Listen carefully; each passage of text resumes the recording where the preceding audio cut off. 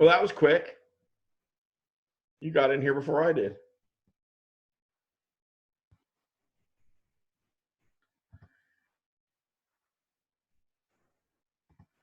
Yeah, I kind of just transferred right after the call.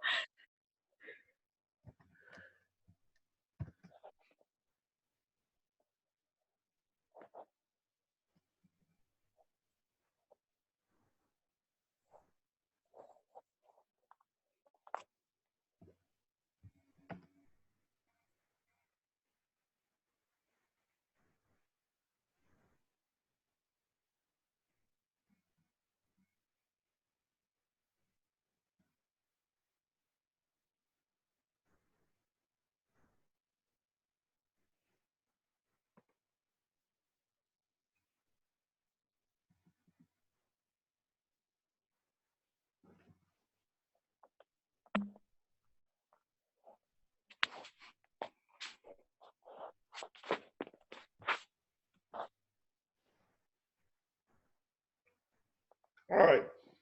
We're going to start our final unit in the class today. And it's the unit where all that market watch stuff I've asked you to do that we've gone over is finally going to start making a little bit of sense. In our last unit, it really is the study of money, and that's finance. Finance is a specialized branch of economics. And I know in the last unit, we kind of talked a little bit about personal finance, but that had to do with managing your own money. This has to do with how does money out in the marketplace work, and how do you manage this large scale, long-term type of money investing particularly.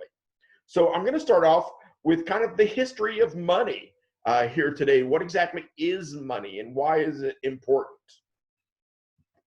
So finance, like I said, is a branch of economics concerned with resource allocation as well as resource management, acquisition, and investment. Or to put it simply, finance deals with matters related to money and the markets. So where the study of economics is not entirely about money, the study of finance really is. Finance studies and addresses the ways in which individuals, businesses, and organizations raise, allocate, and use monetary resources over time, taking into account the risks entailed in their projects. And the term finance may thus incorporate any of the following: the study of money and other assets, the management of those assets, profiling and managing project risks. As a verb, to finance is to provide funds for business. Finance is kind of the most encompassing of all business enterprises. To understand finance, you kind of have to know about the entire business and indeed the entire economy. Finance is like another language. It is a mathematical language. And as you continue to live in this increasingly complex world, it's critical that you understand this language. It encompasses concepts that are very different from concepts in medicine or law. Medicine and law, if you'll notice, the language of medicine and law is Latin. It's a human language. The language of finance is math, and it's a mathematical language. The language of finance has unique terms and concepts that are based on mathematics and are critical for the learner to understand. Once understood, this financial language can help you develop, analyze, and monitor your personal financial goals and objectives. So unlike other branches of economics, finance deals in primarily the resource of money. And therefore, it's important to understand what exactly money is. So like I said at the beginning, I'm going to kind of go through a history of money here. Money has three different uses in an economy. First off, it is a medium of exchange, or anything that is used to determine value during the exchange of goods and services. Now, people have used great number of things throughout human history as this medium of exchange, things that they have placed value on to exchange for other things. So seashells, gold, beads, land, honey, grain, livestock, etc. Without money, people would acquire goods and services through what we call a barter economy. I make shoes, you grow corn. I will trade you my shoes for your corn. So that means that goods and services that you want would be exchanged directly for goods or services that you could supply in a direct exchange. Bartering is still used in a lot of third world countries and in small scales, even in more developed countries where the money supply is uncertain or does not even exist. Bartering is sometimes used in the United States and other developed countries as well, like I said, on a small scale. For example, your aunt may agree to cut your hair in exchange for an invite to dinner that night or mowing her lawn. Money also has three different uses in an economy. So the first one was the medium of exchange. The second one is it is a unit of account. It provides a means for comparing the value of goods and services. For example, if you see a jacket on sale for $30, you may know that this is a good price because you've seen other similar jackets in other stores going for much higher prices. So you can compare the cost of this jacket with the others because the price is expressed in terms of dollars, very similar terms at every store in the United States. Now, each country has their own means for expressing money that serves as a unit of account. The Japanese use the yen, members of the European Commonwealth use the euro, Britain uses the pound, Russia uses the ruble, Mexico uses the peso. The third use of money in an economy is it is a store of value, meaning that it keeps its value if you decide to hold on to or store it instead of spending it. For example, you may get $50 from your grandmother on your birthday, but not quite know what to do with it at the time. So you leave it in the card, put it in your sock drawer, it gets buried by socks, and you forget about it for 10 years. 10 years later, you run across it, and the $50 bill will still have value and still be recognized as a medium of exchange. Money serves as a good store of value with one important exception. If you put that $50 in your drawer in 2020, in 2030, because of inflation, you'll still have $50, but that $50 will buy less. For example, I noticed that gas is about $1.67 this morning. It's $1.67. My $50 would buy roughly 35 gallons of gas, probably a little less. Now, in 10 years, what if gas is $2.67? Well, now that same $50 will buy less gas. And this is what we call inflation. So sometimes economies experience periods of rapid inflation or a general increase in prices.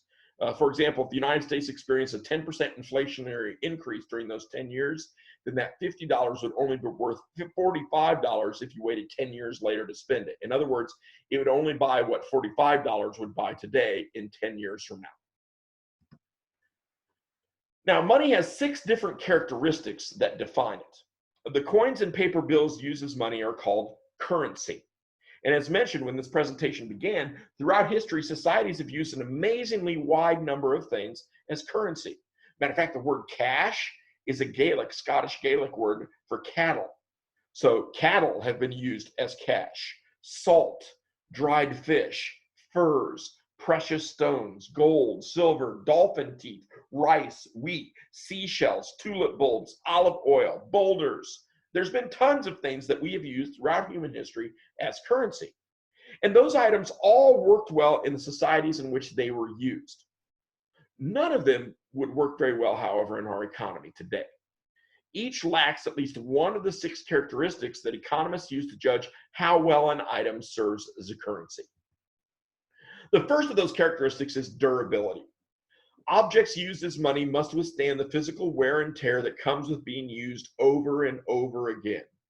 If money wears out or is easily destroyed, it can't be trusted to serve as a store of value. So unlike wheat or olive oil, coins last for many years. Wheat goes bad pretty quickly. In fact, ancient coin hoards are being found quite frequently each year. There was a large recent one of Roman coins found in Britain that was over 2,000 years old. So while our paper money may not seem very durable, it's mostly made of, believe it or not, recycled clothing. And so its cloth content helps a dollar bill last typically a year in circulation before the bank sends it back to the Federal Reserve, who then destroys it, orders new money to be printed to replace it, and sends the new money out into the economy. So when they do wear out, the US Mint can easily replace them. The second characteristic is portability. People need to take money with them as they go about their daily business, and they must also be able to transfer money from one person to another when they use money for purchases. Paper money and coins are very portable, easily carried because they're small and light. Olive oil, wheat, not necessarily so. Imagine having, you have to go to McDonald's to buy a cheeseburger. Ironically, you have to bring 50 head of cattle with you. It's not going to be very easy to go get a cheeseburger. The third characteristic is divisibility. To be useful, money must be easily divided into smaller denominations or units of value. And when money is divisible, people only have to use as much of it as is required for the exchange. Now, if you're a fan of the Disney movies Pirates of the Caribbean, you may have noticed that the very first one, there's a large Spanish coin called a doubloon, and it's cursed, and they divided it up, and they have to get all the pieces back together before they can restore them to life. So if you've ever heard the old pirate saying pieces of 8, then you may be aware that Spanish coins, doubloons, had lines etched in them to aid in breaking the coin into 8 pieces. And today, of course, if you owe $5 and give the person a $20 bill, you don't rip it into 4 pieces and he gives you back 3. There's other denominations of bills that will accomplish this. Uniformity is the fourth characteristics. Any 2 units of money must be uniform, and that is the same in terms of what they will buy. People must be able to count and measure money accurately. And suppose everything were priced in terms of dried fish. You wanted to go to McDonald's, get lunch, you want a number 2 quarter pounder, fries, a drink. How many dried fish will that cost you? 1 small dried fish might buy an apple. 1 large dried fish might buy a sandwich. And this method of pricing is not a very accurate way of establishing the standard value of products because the size of a dried fish can vary. Picture the arguments you would have determining if a dried fish was large or small. A $1 bill, however, will always buy $1 worth of goods. The fifth characteristic of money is the limited supply of it. Suppose you come across a society that uses pebbles as money, a certain sort of type of pebble that can only be found on one beach. And these pebbles have only been found there. One day, however, someone finds an enormous supply of similar pebbles on a different beach. Now, anyone can scoop up these pebbles by the handful, and since the pebbles are no longer in limited supply, they're really no longer useful as currency. And this is what happens to the dollar. It's what's happening right now to the dollar throughout this crisis as the Fed decides to print up more money and push it out in the form of stimulus. There's lots of money out there. So how valuable is money when it's very easy to come by? Look at the people who are getting unemployment during this are now getting an extra $600 a week. Well, I hear a lot of people who are working saying, well, heck, why am I working when I could be making an extra $600 or more by going on unemployment? That's true, because money is so easy to come by, it's kind of lost its value. So in the United States, it's the Federal Reserve Bank or the Federal Reserve System that controls the supply of money in circulation. And by its actions, the Federal Reserve is able to keep just the right amount of money available. Although in this instance, they've deemed it's more important for people to have lots of money in the short term to avoid the economic disaster that's happening by keeping the economy closed. But in doing so, when there's lots of money out there, nobody wants to work. And so people will have to pay them even more money to get them to work, which will cause the prices of everything to rise up. And what did we call it when the prices of everything rise up? We call that inflation. Matter of fact, there's a great historical example of this inflation to the point what we would call hyperinflation. And that was at the end of World War I. The Allied forces that won the war blamed Germany for the war and told them they would have to pay billions of dollars in fines and reparations for the damage caused by the war. Well, someone in Germany said, we don't have that kind of money. We were destroyed by the war, but maybe we can print that kind of money. And so what they did is they started printing money left and right, and they paid off their debtors, these nations, very quickly. These nations, man, we got a ton of money. They felt rich. They started spending money and spreading it around. The stock market shot up. Welcome to the roaring 20s. One of the reasons it is because these people are printing money left and right. It's free money, and everybody felt rich. Stock prices that were a penny one day were $100 the next day because people were bidding it up with all the money they had. Everybody was pretty happy, but it was a bubble. If you remember from when we talked about macroeconomics with Hayek, it was a bubble. And someday someone figured out, you know what? At some point, people's going to figure out this money has no value behind it because no one has to work for it. It's too easy to come by. I'm going to sell my stocks today before they figure it out. And then that person sells their stocks. Another person goes, look at that person selling their stocks. They must know something I don't. They do it to other people. Pretty soon it becomes, like a pandemic almost. It's a virus that spread. People figure out this money has no value. The stock market crashes and we're in the Great Depression. all because there was too much money, what we call hyperinflation out in the economy. Matter of fact, there was so much hyperinflation. Money was so easy to come by in Germany at this time that I kid you not, and I've got pictures online of kids building playhouses out of stacks of cash. It took you a wheelbarrow full of German cash to go into a store to buy a loaf of bread. That's how much money was out there and how less value it had. The last characteristic of money is acceptability. Everyone in an economy must be able to exchange the objects that serve as money for goods and services. And when you go to the store, why does the person behind the counter accept your money in exchange for a carton of milk or a box of pencils? After all, what are you really giving them? You're giving them a piece of wrinkled cloth paper with green ink on it and a picture of a dead president. Why is that valuable? Because we all accept it as valuable. We just believe it has some value. And so the United States monetary system, in large part, is a system of faith and belief that the government will support the value of this and that people will accept it. Your money is accepted because the owner of the store can spend it elsewhere to buy something he or she needs or wants, because the other people will accept it as well. Now, write your own money. Get some blue construction paper, take a white marker, a crayon, draw your picture on it, write some numbers on it, and see who will accept it. No one, probably, for what they're wanting to exchange for you, because they know no one else will accept it. But at gunpoint, force them to take it and everybody else to take it, and all of a sudden, everybody's trading your little fake money. So in the United States, we expect that other people in the country will continue to accept paper money and coins in exchange for our purchases. If people suddenly lost confidence in our currency's value, they would no longer be willing to sell goods or services in exchange for dollars. So where does money derive its value from? And think about the bills and coins in your pocket. They're durable and portable. They're also easily divisible. They're uniform. They're in limited supply, and they're accepted throughout the country. They meet all those 6 characteristics of money. As convenient and practical as they may be, they have very little value in and of themselves, though. What then makes money valuable?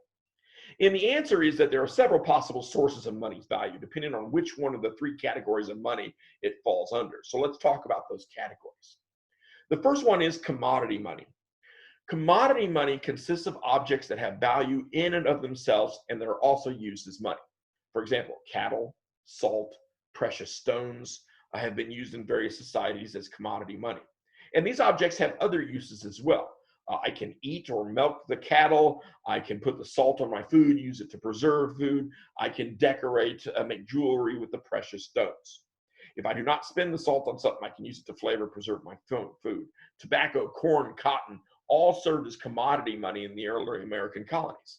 And as you can guess, commodity money lacks several of the characteristics that make objects good sources of money, which is why it only works in simple economies. Representative money is the second category of money here. And it makes use of objects that have value because the holder can exchange them for something else of value.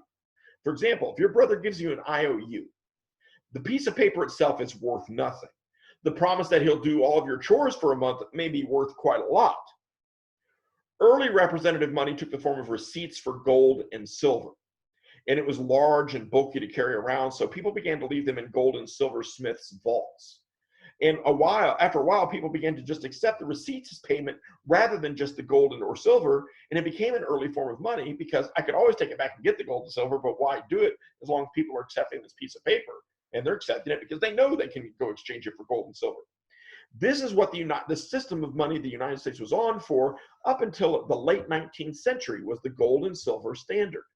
Matter of fact, if you ever find a dollar bill printed with red ink or blue ink instead of green ink, those are gold and silver certificates. But if you wanted, you could go to the bank during these times and trade in your dollar bill for whatever price or amount of gold the United States Congress had set that year that a dollar was worth. Now, here's the problem with that. If the United States has all this gold in Fort Knox, and let's say they have $100 billion worth of gold sitting in Fort Knox, and each pound of gold is worth $1, Congress says. Well, then that means there's only $100 billion in the economy. What if the economy has a great expansion and we need more money? Then you either have to devalue the dollar or you're stuck. And so it limited economic growth quite a great deal. Colonists in Massachusetts Bay first used representative money in the late 1600s when the colony treasurer issued bills of credit to lenders to help finance King William's War. The bills of credit showed the exact amount the colonists had loaned the Massachusetts governor. Bill holders could redeem the paper for gold and silver coins. And like I said, representative money is not without its problems. During the American Revolution, the Second Continental Congress issued representative money called Continentals to finance the war. But because they had no power to tax, they had nothing to back up the money, and so these Continentals became worthless. And unfortunately, few people were able to redeem these early paper currencies for specie, gold or silver, because the national government had no power to collect taxes. Continentals became worthless because people thought they would not be able to redeem them for gold and silver, and since the national government had no means in which to collect these in taxes, people even began to use the saying, "not worth a continental," to indicate something that was useless. I can remember my grandfather saying that. So this is a large reason that the Articles of Confederation were replaced by the Constitution, to give the national government power to tax, to have something to back up the money it was issuing. Later, the United States government issued representative money in the form of gold and silver certificates that I mentioned earlier. And these certificates were backed by gold or silver. In other words, holders of such certificates could redeem them for gold or silver at a local bank. The US government then had to keep a vast supply of gold and silver on hand to be able to convert all paper dollars to gold if the demand arose. This stopped with Franklin Roosevelt's Executive Order 6102 in the early 1930s, which made the hoarding of gold certificates, coins, and bullion illegal by American citizens. The act said, it wasn't an act of Congress, it was an executive order, and it basically said, you cannot, as a personal individual, own more than a certain ounces of gold. That's it. All the rest of the gold had to be turned in to the United States government in exchange for American dollars. So it forced everybody to sell their gold to the Federal Reserves. So the United States currency up till 1972 was based on the gold standard. Here's how much gold the US dollar is worth, but you can't trade it in for that gold. So in 1972, President Richard Nixon announced that the United States would no longer pay a fixed amount of money for gold. And it took the United States off the gold standard. So what's our money based on if it's not based on the gold standard? And President Ford then superseded Executive Order 6102, making it legal again to own gold, but only as a commodity, because contracts specifying payment in gold could not be enforceable. So think about the answer, the last possible source of money, the last category of money that it falls under is what happened when President Nixon took us off the gold standard, and that is fiat money. Fiat money is money that is valuable because the government has decreed that it is an acceptable means in which to pay debt. Hence the words on US paper currency. If you pull out a dollar bill or a 5 or a 10 or a 20, this note is legal tender for all debts, both public and private. In other words, the force of the government says, you have to accept this. It's like holding a gun to our head saying, this is what everyone will accept. And since the Federal Reserve banks keep this in limited supply, we all have faith in it and believe it has value. And this control is essential for the government to maintain the fiat system. In other words, what is the fiat system? What is our money value based on?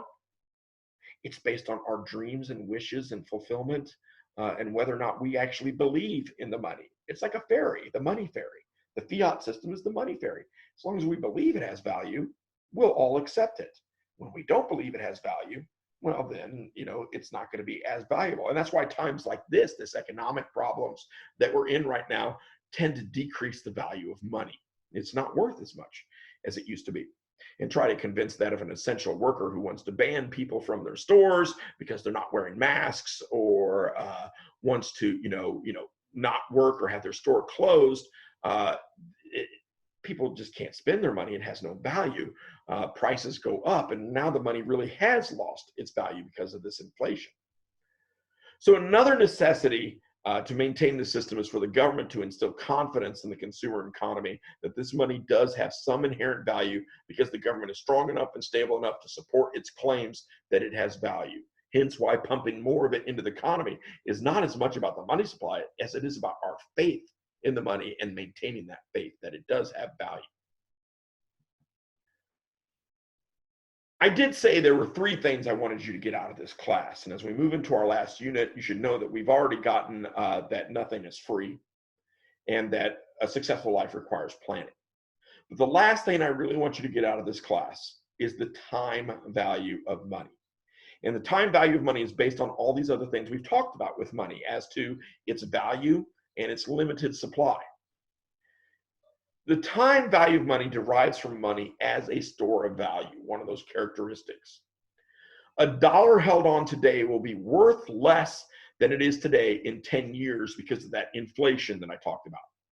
However, a dollar invested today will be worth more in 10 years because of the interest that this dollar can earn. And this is known as future value. We've all heard the phrase, time is money. But exactly what makes time and money valuable, and why is time so expensive? Time is the only tool that is on everyone's side equally. I don't care how rich you are, I don't care how poor you are, there's only 24 hours in a day. There's only 60 minutes in an hour, and there's only 60 minutes or 60 seconds in a minute. As such, you have to be willing to take advantage of this concept and invest as early as possible, and be disciplined enough to not dip into your investment or divert investment funds to some other purpose until you've met your goal from the investment. Interest is a lot like rent. Just as tenants pay rent to landlords in exchange for the use of an apartment or house, people will pay you interest in exchange for the use of your money. You can either invest your money yourself, or you can lend it to others who will then invest your money and pay you what you would have earned had you invested the money yourself. Now think about this. That $50 you got from your grandmother, you put it in the sock drawer at that 10% interest, 1% per year compounded. In 10 years, it's worth $45. But if I put that $50 somewhere where it earned that 10%, 1% interest compounded for 10 years, that's actually more than $55 because of the compounding. Because the first year I would have got an extra dollar on it, right? Well, now it's $51 earning 10%. The next year it's $52.10, not just 52. So you see where interest building on interest. Matter of fact, Albert Einstein called compound interest, this principle, the most powerful force in the universe. So the key principle of the time value of money states that a dollar in hand is worth more than a dollar received in the future. This principle is true because you can invest that dollar today and begin earning money on it. The sooner your money can earn interest, the faster your interest can earn interest, and the more money you will have. And this is called compound interest. You want to know the secret to being wealthy? This is it. Let your money work for you. And that means having discipline enough to not touch it. To actually go, okay, here's my goal for this money. I'm going to put it away until I reach this goal, instead of getting, oh my God, I want to go out with my friends right now, or I need a new stereo or a new computer or a really fast car. You have to be disciplined with your money. This is the key to wealth. It's not a secret to be wealthy. It's not a mystery. How do the wealthy get wealthy? Not everybody's wealthy discovers, Microsoft or Apple. A lot of these people just are disciplined with their money and engage in the time value of money. So that's all that I had today in regards to the history of money. Tomorrow we'll start getting into kind of the language of finance here and how to understand what exactly is going on, and proving some of these concepts about the time value of money and why it's so valuable.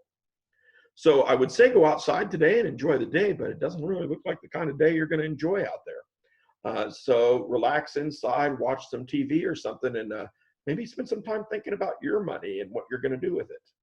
Did you guys have any questions? Okay, then hopefully I'll see you tomorrow. Have a great day.